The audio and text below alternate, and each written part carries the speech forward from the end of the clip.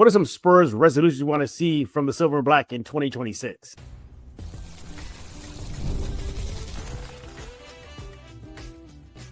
You are Locked On Spurs, your daily San Antonio Spurs podcast, part of the Locked On Podcast Network. Your team every day. Happy New Year. Welcome back to Locked On Spurs, right on the Locked On NBA Network. I'm your host, Jeff Garcia, Spurs writer for Ken's 5 San Antonio. Glad to have y'all back. Hope you had a great New Year's Eve, New Year's Day, and refreshed and ready to go start the new year with us right here on Locked On Spurs, part of the Locked On Podcast Network, or should I say the number one sports podcast network across this land. Today's episode is brought to you by FanDuel. Before tip-off, check out FanDuel app. See what's dropping during NBA Happy Hour every Friday from 6 to 7:30 p.m. Eastern. And subscribe to Locked On Spurs wherever you get your favorite podcast. Again, become an everydayer. What are we talking about today? It's the New Year. So what are some Spurs New Year's resolutions? What are a couple things that we want to see the Spurs do, whether it's on the court, off the court, maybe a trade? We'll hear what our guest wants to see from the Spurs in the new year, what I want to see from the Spurs in 2026, and then preview tonight's game, Spurs Pacers. Should be an easy game, right? Right? Yeah. I don't know. Remember that Utah loss? Either way, I want to forget about that. Let's go to bring in our guest. He is back, everybody, after a long layoff. He was on sabbatical. That's all I'm going to say. He was on sabbatical. Manuel Solis with the SA Current. You want to follow him on X at Brady Mills. My good friend, or should I say my media role partner. I sit with him for every home game. Manny, welcome back to Locked On Spurs. Hey, thanks for having me back, Jeff. It's good to be here. Yeah, we missed you here, buddy. We missed you here. We wanted you to come back sooner than later. But hey, you're back. Hey, what a way to start the new year, right? Then with Manuel Solis. Let's talk some hoops. Let's talk some hoops. Yeah, for sure. Let's go ahead and get into it. So it's the new year, Manuel, and we're hoping the Spurs continue their winning ways. They're well above 500, beating the Thunder 3 times, NBA Cup Finals run, et cetera, et cetera. A lot of success. So what do you want to see from the Spurs this new year? What do you hope the Spurs resolve in 2026? Yeah, I mean, I think, they've been off to a great start this season. I think they've surpassed, all expectations, maybe including their own a little bit. So I think, the run to the NBA Cup final, I think it really kind of helped unify the team even more. So I think maybe that gives us an idea of what could work and not work in that type of, playoff type setting. So in terms of what I think, that would be good for them in the new year, I would say let's surround Wemby with more shooting. Good pick. Good pick. Yeah. I think outside of I think right now we're outside of Devin Vassell, like we're lacking like a true 3-point threat. Champagny and Barnes kind of started off hot this season and have kind of slowed down a little bit, so they can be a little inconsistent. So I think it'll be helpful for Wemby to have at least one more sharpshooter to just help prevent defenses from loading up in the paint and clogging up the paint. So yeah, there's some options out there. I know the name that everybody, a lot of Spurs fans throw out and kind of have fallen in love with a little bit is Troy Murphy, out of New Orleans. So that could be an option in terms of a trade, and another name that's out there, Gary Trent Jr. With the Bucks. He's another shooter that could be available. So yeah, it'd be great to see what kind of options we have going before the trade deadline for sure. Yeah, that is a great New Year's resolution. It's just improve from the 3 line during the that recent 2-game slide where they lost to the Cavs and the Jazz. They couldn't buy a bucket. And you look at that fourth quarter that you and I were at, or the Cavs game. I think the Cavs connected on 5 3-point shots, while the Spurs connected like 1 or 2. So, and then for the game, Manuel, it was like the Spurs were just hovering a little over 30% shooting for the game, for the entire game. So yeah. Whether it's 3-point shooting or just shooting in general, this team needs help. And yeah, they need to resolve to get better away from the paint. And Manuel, that reminds me, because I'm pretty sure you heard, but during the preseason, offseason, leading up to the regular season, what was the knock on this team? Do they have reliable shooters? Are they surrounding Wemby with floor spacers? Olynyk was supposed to be that guy, but he doesn't get burned. Champagny started off strong, but he kind of cooled off. Harrison Barnes, Mr. 100%, as Sean Elliott says. What happened to him? in recent games. Just not connecting. That's going to be huge. Manuel, why do you think floor spacing is needed with this team? Well, I mean, I think one of the key things to keep in mind also is we're looking at maybe, because I'm thinking about that last game, and one of the things that stood out to me was Devin Vassell. Like, I think he finished that Cleveland game with only 7 points. Yeah, I think he might have even been scoreless in the first quarter. I can't remember for sure, but he was. Yeah, so they really missed his presence and his shot. I know it turns out that he has a left adductor strain, so maybe that had something to do with it, and how maybe he was looking a little uncomfortable. But if he's going to miss extended time, then you're talking about one of your more consistent shooters not being there to, as you say, open up the paint, give Wemby, give Cornette some space to work with. Just kind of make the offense come a little easier. I know at the end of that last game, the Cavs game, Coach Mitch Johnson was saying that the offense was playing like they had anxiety, and so I think when you have those shooters, you open up that floor space, it helps maybe ease some of that anxiety, makes it a little bit comfortable for everybody to kind of have their space to do what they need to do and just get that ball in the bucket. Yeah. Shooting is a premium for the Spurs this season, and you look at the team, it's not just simply shooting, it's actually even defending the long ball. They couldn't defend that 3-shot versus the Cavs. In other games this season, the Suns, remember when they got just waxed in that first meeting against Phoenix, they just shot lights out. Atlanta, that game in San Antonio, although the Spurs won, go back and look at the box score. The Hawks could not miss in that game, even against Memphis. Memphis was connecting on shots in San Antonio. So, yeah, I think you're right. They have to resolve to get better from the 3-line, whether that's a trade, as you mentioned, Trey Murphy, et cetera, or just improving themselves.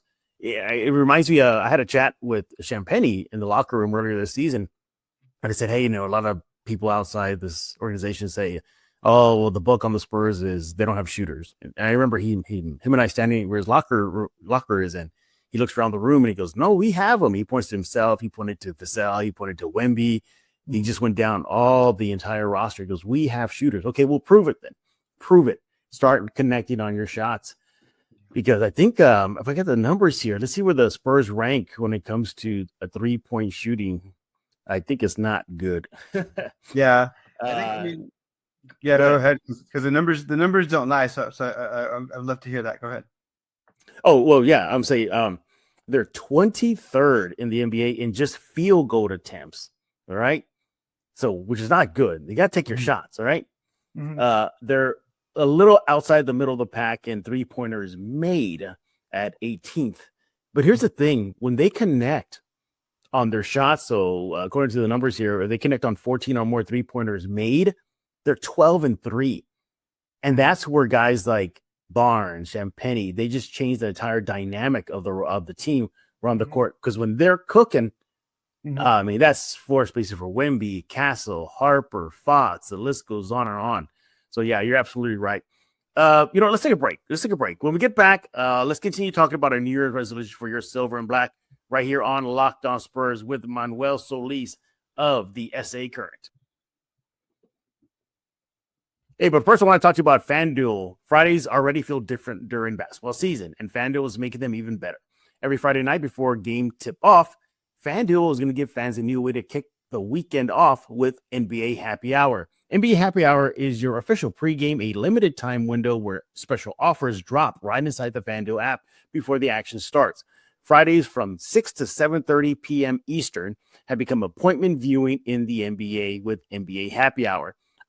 Opening the FanDuel app during happy hour always brings something new, boosts, bonuses, and surprises. It's easy to check on the weekly specials before tip-off and make a move before the window closes. Timing is perfect, right before the games, right before the weekend starts.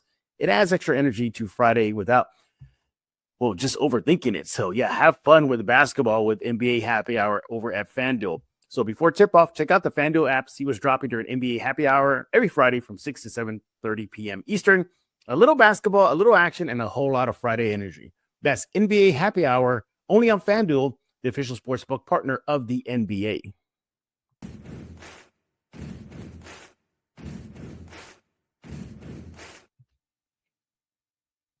And we're back right here on Locked On Spurs, joined by Manuel Solis of the SA Current. He's on X at Brad Emails. Give him a follow. Do that right now. Make his New Year the great way to start it, but give him a follow on X. We're talking about New Year's resolutions for the silver and black, and Manuel got us started with, hopefully the Spurs resolve to get better from the 3-point line, overall shooting, because that's been a bane, a thorn on the Spurs side this season. Pretty much, you look at some of their losses. That's usually why they can't connect on shots or they can't defend shots. Manuel, any other resolutions you want to see from the silver and black? Yeah, I think one of the highlights, another one of the highlights of this season has been, the emergence and the play of Dylan Harper. And so I think another resolution for me would to get more minutes for Dylan Harper. That's what I'm trying to say. He's been a game changer for the Spurs in the sense that it really feels like he's had a seamless transition to the speed and the physicality of the NBA game. I think that really stood out in the games against Oklahoma City, where he looked like he was not lost in the moment and he kind of looked like he belonged. So right now he's averaging almost 12 points and 4 assists in 21 minutes. And, when we talked about shooting and although 3-point shooting is still a weakness for him, I just feel like his playmaking and the impact that he has are undeniable. And, I would love to see him get some more run on the floor. I think with Devin Vassell out, he's probably going to be one of the players that gets more minutes, probably along with Champagny. So yeah, I think we'll see an uptick in numbers. And then it's kind of interesting how, going into the season, one of the questions was how are these three guards going to work together? How are they going to play? Meaning, Fox, Castle, and Harper. And, and regardless, I guess, due to injuries and kind of just other things, they really haven't played that much together. But when they have, I just feel like, that it's been working and then they've all been individually striving. So, yeah, for me, it's more Dylan Harper. And it looks like that's something that we're going to be seeing here soon. What I like about Harper is when he's on the court, he plays like he's been playing for years. He plays like he wants those big moments. He plays like he wants to show that, he is a pro. And we've seen a few times this year, Dylan Harper has been a clutch for the Spurs, whether that's a clutch three, a clutch shot, a clutch drive to the rim. He embraces those moments. And yeah, I agree with you. Giving the kid more time could help. And I think they will as the season progresses. There'll be incidents too. People get injured, load management. Either way, they're going to have to give him more minutes. And that guy's a rookie and he's coming off the bench. He's one of the first guys in the rotation into games and he makes an impact. You feel like every time Harper's on the court, something good is going to happen. So you're right. I agree with you. Giving Harper a little bit more burn should help. All right. So what are some of my New Year's resolutions I want to see from the silver and black? The first one is off the court, Manny. Okay. Look, I think it's time we have this conversation. You got to do something with Jeremy Sochan, right? He's not playing. Carter Bryant a rookie is getting more burn than a veteran, a guy who's been in the league already, Jeremy Sochan. So if it's not working, I hope Brian Wright and the Spurs resolve to trade him and give him a fresh start. Look, they're not going to trade him just to trade him. They're not going to trade him, because we have to. No, they'll hang on to him. But if you want to do something right, maybe they can resolve to find him a good landing spot. I'm pretty sure there's plenty of teams out there that would love to have him on their roster. He's just not getting burned. And there's sometimes I'm thinking, if he wants to stay fresh, why not go to Austin? Go to the G League for a bit. But I doubt it'll happen. So this is where it kind of ties into what you said about the resolution. You talk about 3-point shooting. Why not use him to flip for a 3-point marksman? Why not use him to flip for that? Or if you have to, get more draft assets to then turn those draft assets into a 3-point marksman. So my point is that, how many more games is they're going to see DMP coach's decision for Jeremy Sochan? He just fell out of rotation and it's no fault of his own. He got injured. It's a delayed start and the team got humming, man. They started off 5-0. Winning win streaks and all this stuff, and you're not gonna mess with something that's working. You're not gonna disrupt that chemistry. I can see why he just simply fell out of rotation.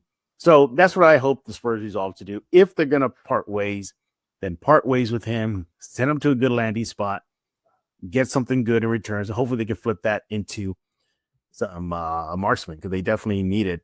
Before I give my second resolution, Manuel, what do you think about that, about Sohan? Yeah, I think with Sohan, you can't really deny his motor, and I think that's one of the things that endeared him to Spurs players, to Spurs fans, was just kind of the energy and the hustle, and one of the where we talk about kind of like some of the faults with the team. I mean, shooting, is another thing with him that I think has kept him out of the rotation. But when we talk about what are some of the weaknesses that the team has, something that's also come up kind of like in crunch time moments is offensive rebounding. And so outside of shooting, like if there's a way to maybe improve like our offensive rebounding by adding another player, that's another thing that I would look at. And I think for Sohan, I just feel he just kind of got. I really admire his willingness to play point guard like he did for us. Even though it wasn't successful, like his willingness to kind of take that role, to give it what he could and get the most out of it. I mean, it did help improve him in terms of like his playmaking and his passing. But I think that says a lot. Like the fact that he was open to that experiment, if you want to call it that. Sure. And then also, kind of once he settled back into his traditional role, we did see him flourish. So there have been times where he has looked really strong on the court and made an impact. But as you're saying, like now with the addition of these other bigs that we have, it maybe it's time to move on and maybe find him a spot that he would be comfortable at and could excel at as well. Absolutely. You know what? Let's take a break. When we get back, let's wrap up what I want to see the Spurs resolve in the new year, and then preview the game tonight, Indiana versus San Antonio, right here on Locked On Spurs with Manuel Solis of the SA Current. During basketball seasons, there's nothing like being in the building, the energy, the crowd, the first big run that gets everyone on their feet. Fans want to be there for those moments, not stuck refreshing screens or guessing for what tickets are really going to cost. That's where Game Time comes in. The Game Time app gives fans the advantage back, making it incredibly easy to score amazing tickets, fast, simple, and without the guesswork. Browsing the Game Time app is straightforward and intuitive. Finding tickets takes just a few steps. See the views from your seat before buying, making choosing tickets easy and confident. Prices include fees up front, and the total is clear from start. Features like zone deals to help unlock great seats and even better value. Whether it's an NBA game or another live event, everything is right there in one place. Take the guesswork out of buying tickets with Game Time. Download Game Time app, create an account, use code LOCKEDONNBA. That's LOCKEDONNBA for $20 off your first purchase. Download Game Time app today. Get in on the action.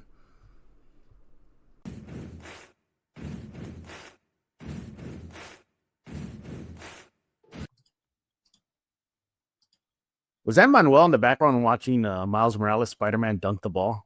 Were you in the crowd there, Manuel? Is that in the MCU? Yeah, you're in the MCU. Welcome back to Locked On Spurs. We're in the Locked On NBA Network. Again, we're talking about your silver and black on this new episode of Locked On Spurs, discussing what are some New Year's resolutions we want to see. Joined by Manuel Solis of the SA Current. Now, Manuel put his couple out there. There were good ones. I put my first one out there, but what is my last resolution I want to see from this team?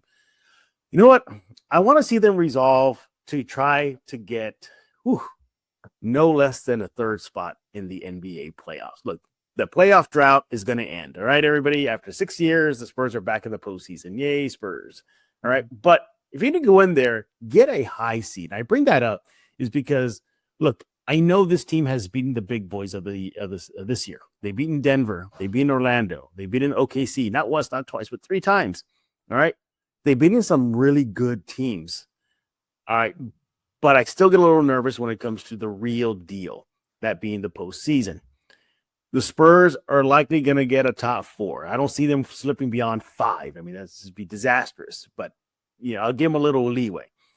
But I bring this up because if you're the 4, they fall to 4, that's a 4-5 matchup, right? That means if you advance, you're likely to play either Denver or OKC. Now, of those two, the team that scares me more is Denver. It's not OKC, all right? Because one thing this season has proved is that Spurs have issues with big teams, big boys. We saw that in the loss versus the Cavs.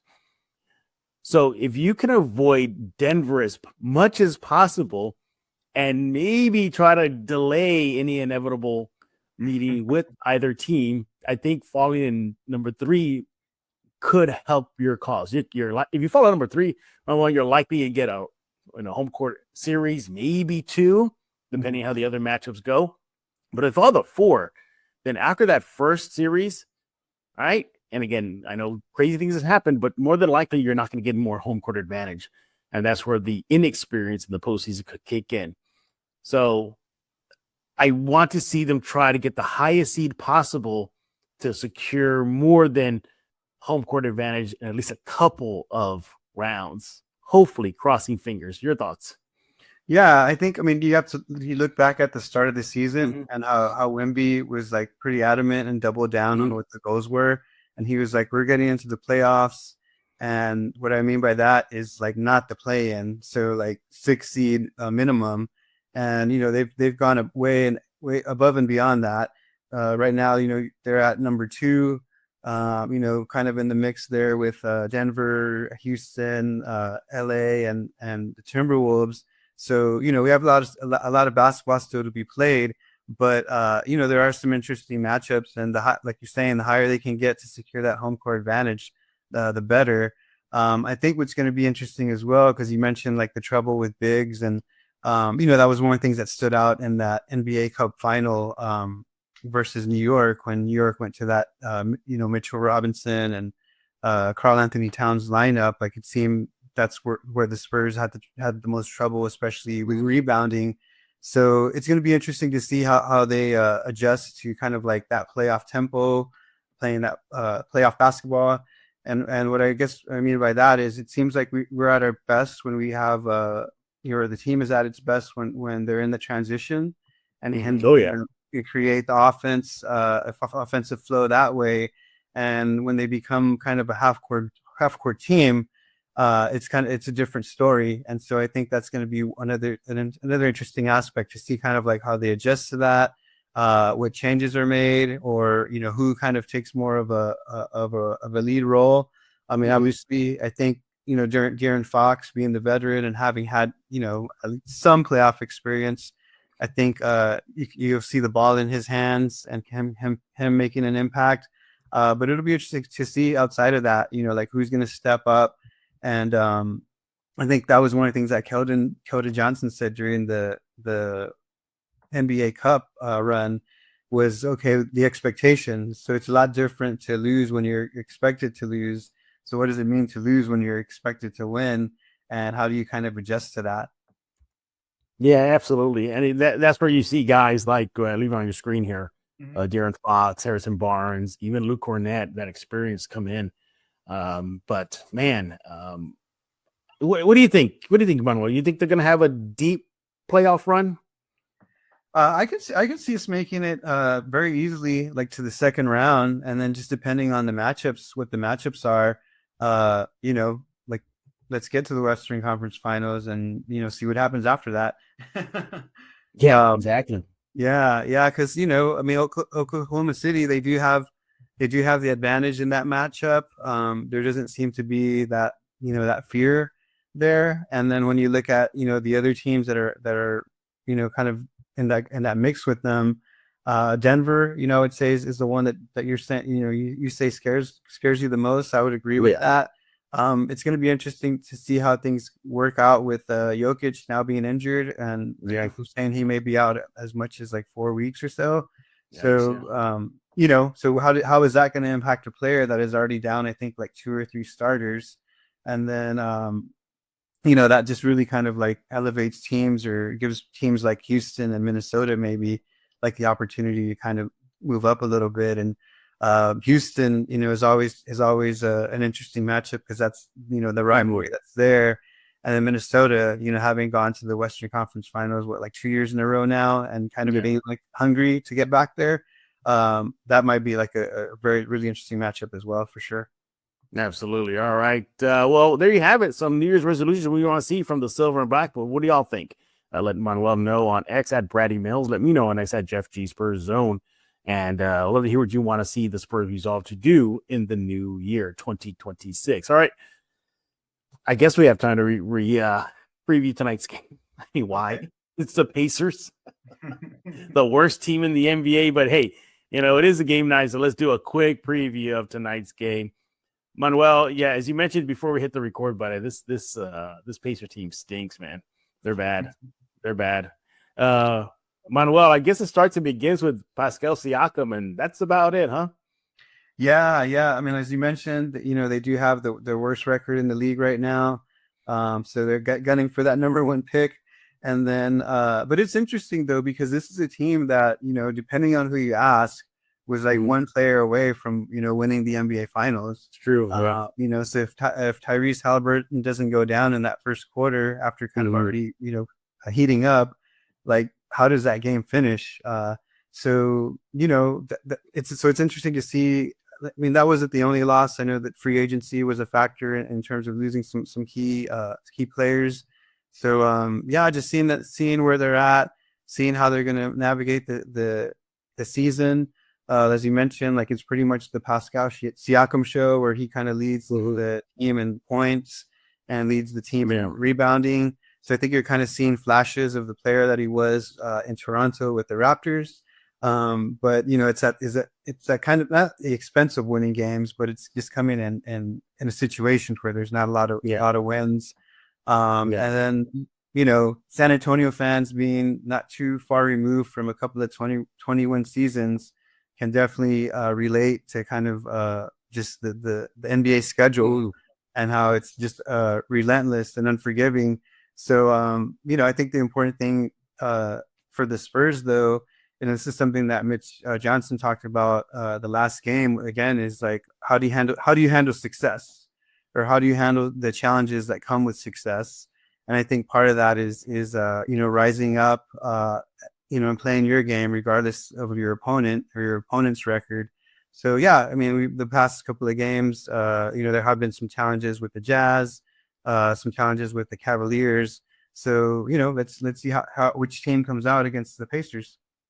Yeah, absolutely. Look, this season the Spurs take care of business against teams with a below 500 record. Manuel, this season the Spurs are 14-1, so they definitely handle business.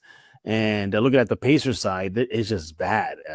Points 29th in the NBA, rebounds 22nd in the NBA, assists 29th in the NBA. Shall I go on? Okay, steals 29th in the NBA. The only where they exceed is actually in blocks, where they rank about the 9th team in the NBA at 5.2. But all right, but after that, all right, how about field goals made? 29th. You hear where we're going at. This is a bad team. Spurs on paper should be able to handle business, which leads me to my key for this game is just don't play down the competition. You're better than this Pacers team. Aside from Siakam and I guess Nembhard, that's about it. San Antonio. Handle business. Don't play down the competition. Beat the team fast. Beat the team early. Take them out of their misery, because you got a tougher matchup after Indiana, and that is a back-to-back situation because they got the Blazers coming in on Saturday night, and that Blazers team can be feisty. So take care of business early. Put them out of their misery. Hey, let Sohan get burned. Why not? Put him away so fast that Sohan can play like a whole half or something. Let Waters get out there. Let Carter Bryant get out there. Let Olynyk get out there. You don't want to get these guys some run, keep them fresh. So, yeah, Spurs should be able to handle business. Just one interesting fact, though, before we put a bow on this episode of Locked On Spurs, I'm looking at the matchup between the Pacers and Spurs here. And check this out. So the Spurs, as I mentioned earlier, the Pacers rank terrible among so many categories, but they definitely take care of the ball. They don't commit a lot of turnovers. They're actually 9th in the NBA. And continuing here, they're kind of in the middle of the pack when it comes to offensive rebounds, so they get second chance opportunities. My point is, Spurs, despite the record, if Indiana's playing good, they kind of do things good in key areas, minimal turnovers and getting second chances. So don't do that, Spurs. Don't be that team one of the few teams that are on the win column for the Pacers. So keep that in mind, everybody. By the way, the Pacers are so bad. Even when they make more field goals than their opponent, Manny, Indiana is 3-14. Wow. See, when they make more goals than the team, they still find a way to lose. But all right, should be a good game. Any final thoughts on the game tonight? Yeah, I would just say that the other in terms of records, like the other record that stands out in terms of our opponents is our San Antonio's record against the Eastern Conference, which I think in terms of the games that count, I think they've only lost 2 this season. So I mean, if we can continue that dominance against the Eastern Conference, this should be an easy game. But again, this is the NBA, and all these players are amazing, or they wouldn't be in the league. So yeah, it'll be hopefully an opportunity to see someone like Dylan Harper get some more minutes, like you mentioned, Jeremy Sochan getting some minutes. So yeah, hopefully they take care of business early and give some of these guys who need a run, give them that burn, and with Portland kind of just like coming up right after that, I would just keep in mind that they're one of the other teams that have beaten Oklahoma City. Yeah. And the last time we played them, we were without Wembanyama and Castle. So Denny, I think, went off for like 37 points. I'm interested to see, not to look past the Pacers, but I'm interested to see with Portland how Castle kind of matches up with him, and if he gets another 37, I guess. Yeah, absolutely. Yeah, back-to-back situation for the Spurs tonight. Indiana, then Portland, and I believe they're in Indiana, right? Is that correct? Yeah, they're in Indiana. So yeah, a lot of traveling. Start the new year right, Spurs, with a win against a team you should beat. He is Manuel Solis of the SA Current. Manuel, tell us what you got cooking over there at the Current. Hey, right now we're working on game previews for our home games that we have here coming up. So just be sure to follow us at stacurrent.com. Make sure to follow me at Brady Mills. I usually post stuff on there. And aside from that, looking forward to All-Star, right around the corner. I know we talked about resolutions off the court. So I think one resolution in terms of off the court that I would like to see is maybe like a little more emphasis on getting fans to vote for some of these players, first players that have really excelled, that are really kind of doing some noteworthy things on the court, getting that national recognition. So it'd be nice to see them recognized on the court and be, I guess it's in LA this year, be in Los Angeles. In LA, yeah, be in Los Angeles. So that would be one thing I would say. But outside of that, again, it's good to be here with you. Glad to be back on Locked On, and looking forward to the rest of the season. Yeah. One, Manuel, I think we may have jinxed the Spurs in our preview. I don't want to go there, but I hope not. 2, everybody, Manuel actually feeds me during games. Yeah, he always overbuys food. He does. He buys more than enough that he can handle. When I usually sit with him, he's like, I got too much, Jeff. Can you help me out? So, Manuel, keep doing that. Keep doing that for me. Yeah, that's awesome. That's part of my resolution to drop at least 10 pounds. So you're helping me out. There you go. See, win-win situation all the way around. He is Manuel Solis of the SA Current. Again, follow him on X at Brady Mills. Manuel, thank you for taking time out of your schedule to join us here on Locked On Spurs. We definitely appreciate it. I'll see you down the road at the next home game. Everybody else, thank y'all for making Locked On Spurs your first listen each and every day. Free and available wherever you get podcasts, iTunes, Spotify, Ken's 5 Plus app, YouTube. You know what you do. What is that? Subscribe ASAP. And thanks for tuning in to Locked On Spurs. And we'll be back next week as the Spurs season continues. Make sure you subscribe and follow Locked On Spurs to get all the latest episodes, whether on YouTube, iTunes, Spotify, Ken's 5 Plus app, YouTube. And if you ever miss an episode, the Everydayer Club is built for you. You can get Locked On Spurs ad-free. You get a members-only Discord access and so much more. So you want to head to this website right now to sign up. That is lockedonpodcast.com/everydayer club. Go there right now. Subscribe to Locked On Spurs. And enjoy it. And for those of you on video, it also sends you the first ever 24/7 national NBA YouTube channel on audio to make sure that's your second. It's just so much fun. Go there right now. Sign up for the Everydayer Club right here on the Locked On Podcast Network. Again, Happy New Year, everybody. Hope you have a good one. And again, we'll be back on Monday. So for Manuel Solis, I am Jeff Garcia. We're going to put a lock on this episode of Locked On Spurs.